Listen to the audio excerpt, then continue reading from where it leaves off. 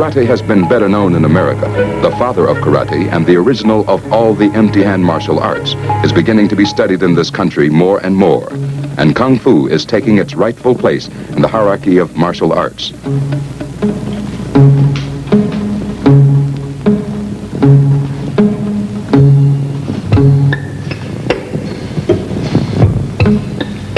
One of the most famous of the thousands of Kung Fu styles is Wing Chun. The performer is Jerry Gardner, Sifu in Wing Chun Kung Fu.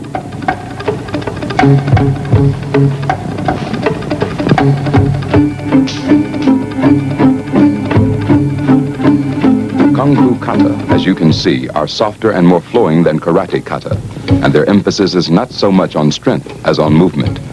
The moves are more mystical, more secret, not so obviously fighting moves. But be warned, anyone fighting a Kung Fu master will quickly discover that precise and deadly fighting moves are hidden in the dance-like motions of the Kung Fu kata.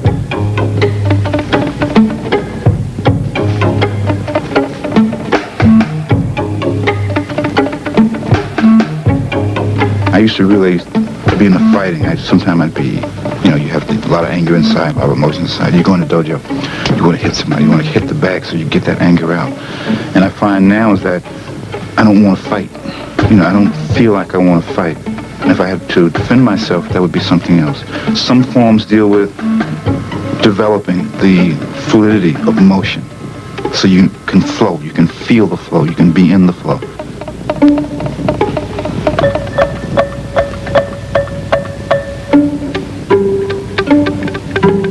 The calmness, the quiet, the control of the Kung Fu kata carry over into the world of combat as Jerry Gardner spars with Speedy Lecoq and Tony Basso, moving smoothly and calmly to defend and counterattack with perfect balance and timing.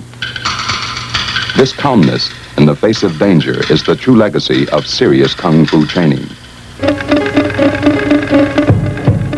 The motions that I was doing in the karate, they weren't me. I couldn't feel them anymore. So I started to search, and I guess through reading and probably influenced by the media and stuff like that, I went to the Wing Chun.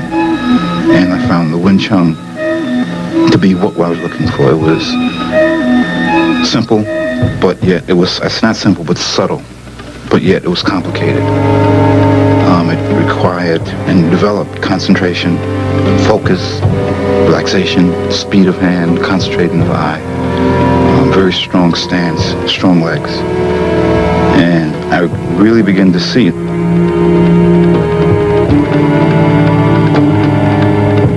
And to me, the martial arts it's a learning process. It's a process of, one, how to deal with life. And when sparring, each time you step in there, it's like saying, this is death. Like you try to say, this is death, and I don't want to get hit. If I get hit, I die. But then, on the other hand, are you afraid to die? Have you really dealt with your consciousness not knowing what happens beyond the point of death? Or can you get in there and say, okay, I can face it, and when it's time, I can let go? Or saying, if I get hit, I get hit. That's the way it goes.